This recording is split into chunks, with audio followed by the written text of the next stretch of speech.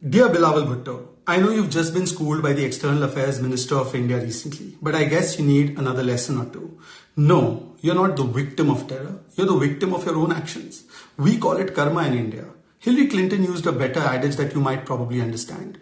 You cannot keep snakes in your backyard and expect them to only bite a neighbor. They will come for you. Unlike your nation, Bilawal, we have elections. We elect our Prime Minister.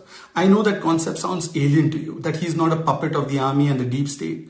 How would you know when none of your Prime Ministers in Pakistan ever get to complete a full term in office?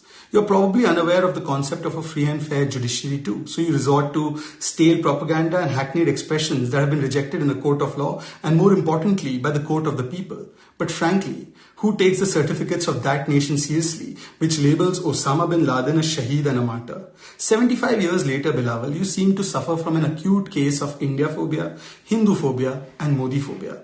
All of it together now. It's dangerous. But before the nation of Jinnah starts preaching Gandhi to us, do tell us what happened to the minorities of Pakistan? What is happening in Balochistan? Maybe you should listen to the women in Balochistan. And in POK, who is the worst violator of human rights? If you want to see Hitler's SS, take a deep, hard look at what you did to the women and the people in East Pakistan, now liberated as Bangladesh. They were Muslims too, not just Hindus. Take a look at what you do to the Hindus of Pakistan. How many are left today? What do you continue to do to minor Hindu girls in Pakistan, to temples and gurdwaras in Pakistan? And before you speak about the Muslims of India, take a deep, hard look. Who's killing the Shias and the Aga Khanis in Pakistan?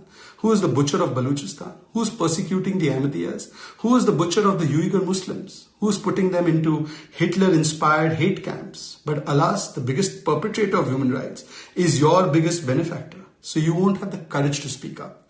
Finally, keep your dossier to yourself. All you need to do is close your eyes and imagine.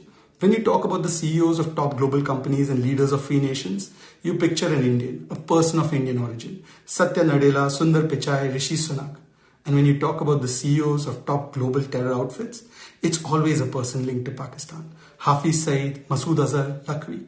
But every time I hear you, I'm thankful. I'm thankful as an Indian Muslim that when Jinnah decided to partition our nation, my family chose the right side. I'm glad that my nation is known for exporting vaccines and technology and yours is known for exporting terror and donkeys. My nation will host G20. Your nation hosted Osama bin Laden. Jai Hind.